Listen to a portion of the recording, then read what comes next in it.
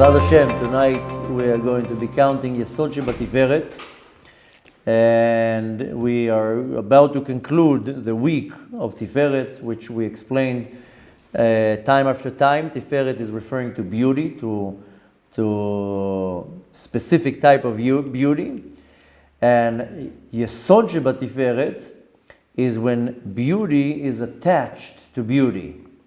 And I'm not talking about right now that Miss America is dating Mr. America. That's not what I'm talking about, because sometimes in the world of Hollywood, modeling, cinema, it looks like the stars are attracted to the stars, and that's not what I'm talking about at all. One way of explaining is that when you look in nature, there are many types of beauty. If you travel around the world, you'll see beautiful views, beautiful forests, animals, oceans, so many different things that you see the beauty in nature. If you're looking at things individually, then you see that each thing individually has its own beauty. But where do you see the ultimate beauty? When they all come together. When many different things, they come together. That's where you see the ultimate beauty of the creation, when beauty is attracted to beauty. And the beauty of each element separately is what's connecting them together. Now, what is the connecting part? Is the common denominator that they all have, that Hashem created them. And when I'm saying thing, I'm saying two aspects, two elements, two creatures. But everything is attracted to each other. If you take now one flower, for example, the flower is beautiful, no doubt. Put it now in a whole garden full of flowers. Now you see even more beauty, how the red matches the purple and the blue and the white. And sometimes you, how do you call it? You dive in the water. I used to dive many times deep in the water. How do you call it? Not scuba diving. So sometimes you see one fish, okay, it's a nice fish. When you see suddenly a lot of fish and they're together and merging and moving, you're like, wow. You see the beauty completely changes when everybody is so to say, accommodating each other. This is one example out of many, but what is the connecting between them? Is what's the common denominator? That they all are created by the Kadosh Baruch Hu. Now, when we're counting Yesod of Tiferet, Tiferet is beauty. Yesod, we talked about that. That's the hook. The Yesod is what's called Brit, a covenant. When I want to connect two things together, then they have to come in a covenant. This is what Yesod is about. So I'm using the word hook, but really the translation to Yesod is foundation. But we know that Yesod is the same as a covenant. So I call it a hook because that's how you get two things together. Yesod of Tiferet is the covenant in beauty. When two beautiful things, they get connected. If you have two separate things, then beautiful, and they're not connected, then they're missing their ability to connect together and become even more beautiful. Now, when does the beauty in the creation, in nature, in all around us, comes into play? When does it come express itself? Is when it's united. Like I said, separate things, they might be beautiful, but put them all together, then it's expressing the real unity and the beauty, how each individual will accommodate and support each other. Now, usually when you're talking about connecting of two things, it's in Hebrew, you would say that they come into covenants. It's not so common to say in English that two individuals or two things come into a covenant. But nevertheless, Kadosh Baruch Hu created the world in a certain way that there's always pairs. And it says in the beginning of the Torah, when Kadosh Baruch Hu created Adam HaRishon, first he created animals and vegetation and everything, but then he created Adam HaRishon, and Adam HaRishon was by himself. And we know that in the beginning, Hashem brought in front of Adam HaRishon all the animals, and he started naming them. This is going to be Aryeh, will be a lion. This is a horse, it will be Sus.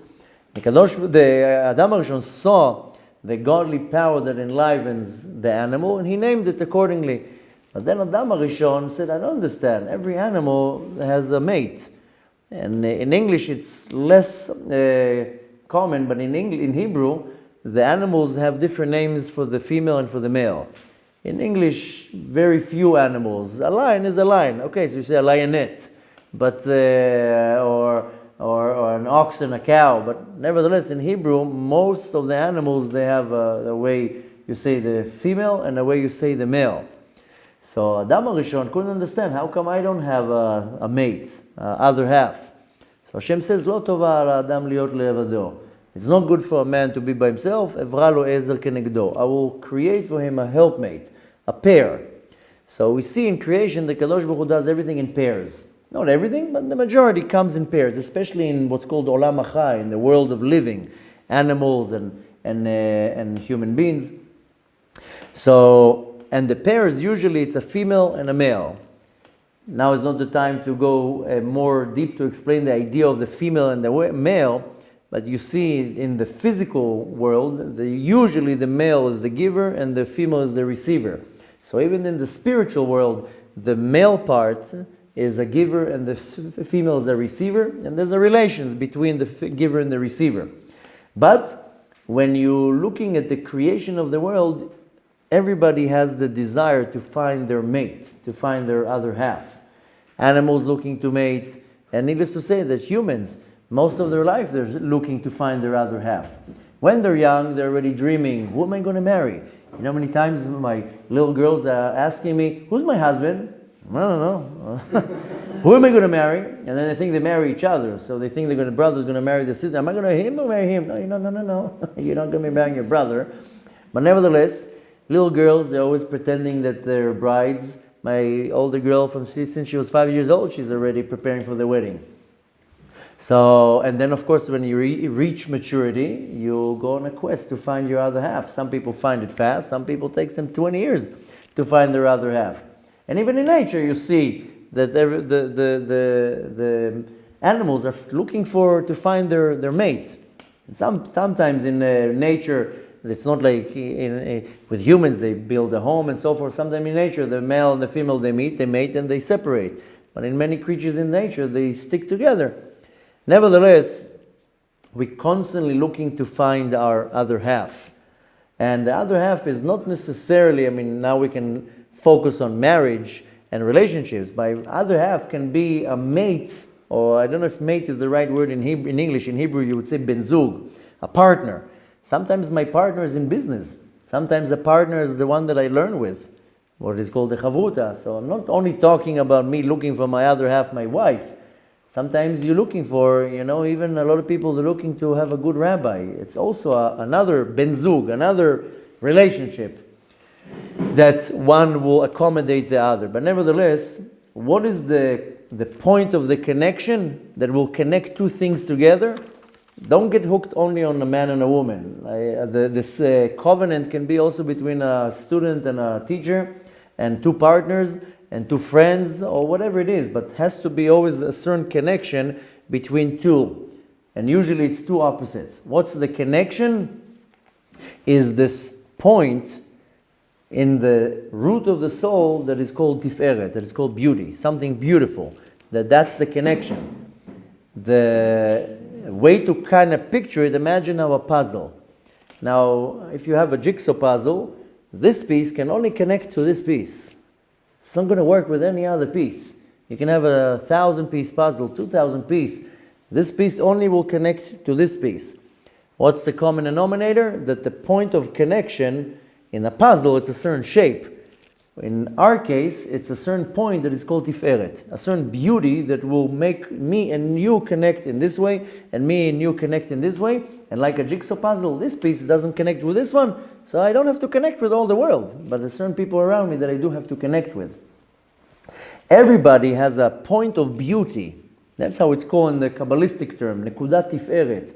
I translate it to a point that is beauty, that is able to not only fit another point, but to connect with another piece. And take the analysis, the example of a puzzle. Take now a 1,000-piece puzzle. Again, this piece will not connect with this piece, but it will connect with the ones around it. And this point that is connecting is called Nekudat Yofi, the dot, the point of Tiferet, of beauty. When you're looking at it in a more deeper way, the ability for two opposites to connect in any type of a way, and like I said before, it can be between a husband and wife, can be between business partners, can be between a student and a teacher. The only point that will allow them to connect is the common denominator that they have, and this is the beauty. This is the Tiferet. Even in the hint, we were learning the last couple of days some teachings from the Ben Ish Chai, especially from the level of explaining the Torah that is called remez. The Torah can be interpreted in many different ways, but typically is categorized into four, and it's called Pardes. Pardes is an acronym of Pshat, Remez, Drash, and Sod. Four levels how you can explain the Torah. The simple level, which is called Pshat. Remez is a hint, something is hinting. Drash is when you open it and you dissect it into pieces and then you find the point, and then Sod is the secret. And Remez is a hint. Sometimes somebody asks you you ask a riddle, the person can't find the answer, so what does he tell you? Give me a hint. And from the hint, you learn something to find the answer. So also the Torah sometimes will give you a hint, and it will hint to you, this is the hint to find that answer. So when you're looking in the level of remez, a lot of people, they get excited from the sod. Let's go straight to the Kabbalah. Well, why don't you go one step after the other? Why are you skipping such a beautiful level that is called the hints?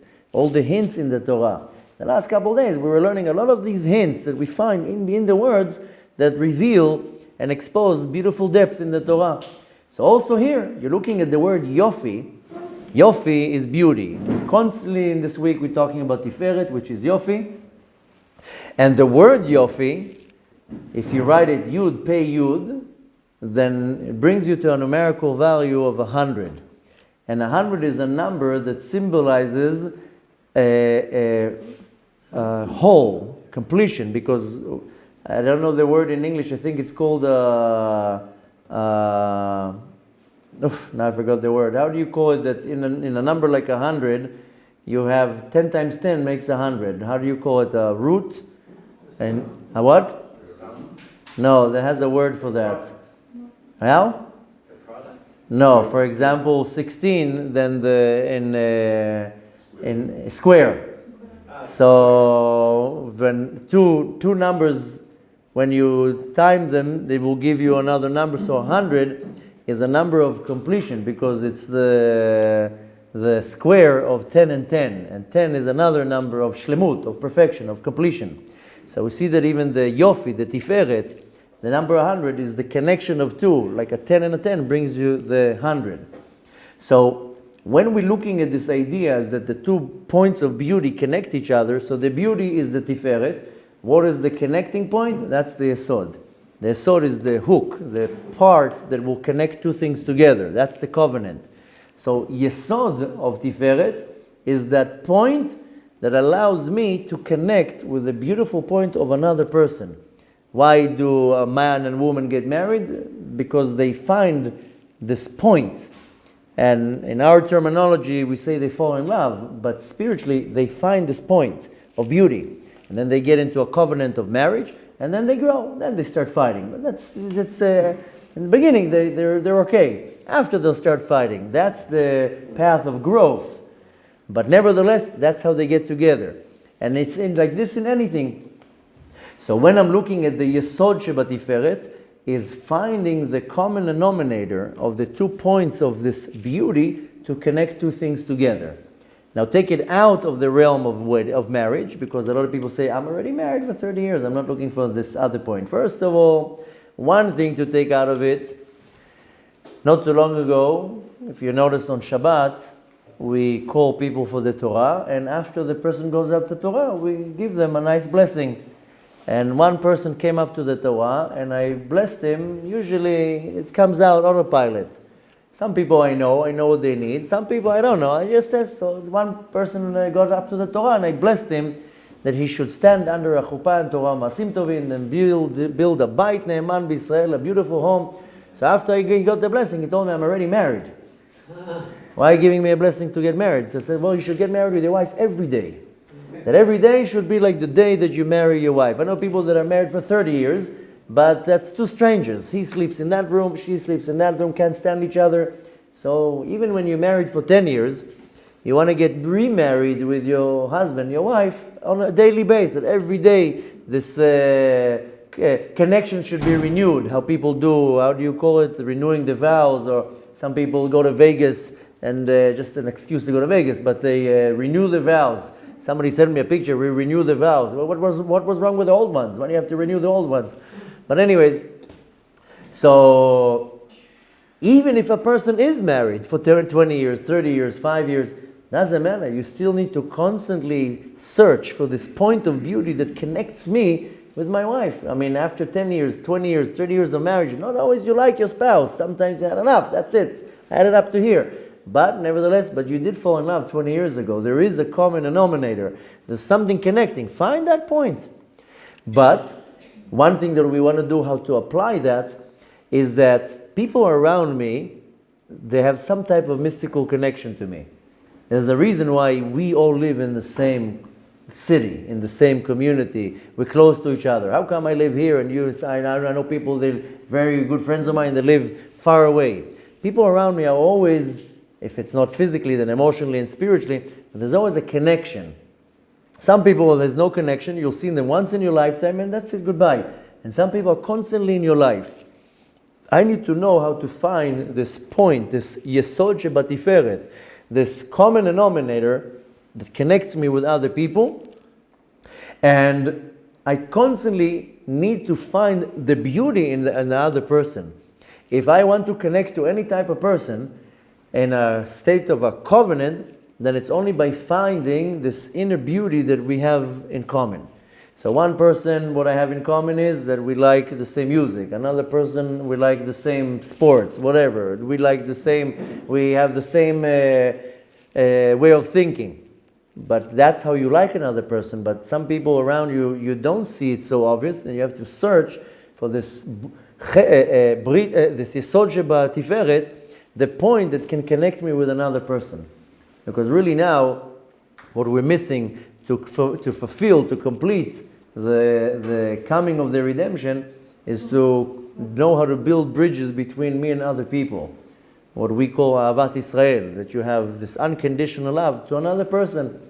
And it doesn't mean that I have to agree with that person's ideas or a political stand, but nevertheless, I have to find the point that we have a common denominator, this point of beauty, of Tiferet, and how do I build a covenant, a brit, a yesod, with every person around me. So when you want to come and apply that, is to know that every person around me has to be this point that we have something beautiful that can accommodate each other. And that's how we come into covenant with many other people. And that's really what Hashem wants. Hashem wants us to be in unity, not in separation and disagreements. So before we finishing the week of Tiferet, then we want to take all the beauty that we uncovered in the last week and to know how do I connect it to, in a state of covenant, to other points of beauty in creation. And needless to say that this is one of the greatest mitzvot in the Torah, that HaKadosh Baruch Hu is not looking for me to live in disagreement with other people, rather to live in harmony and in peace. And needless to say that this is one of the greatest steps that will hasten the coming of Mashiach. B'ezrat Hashem.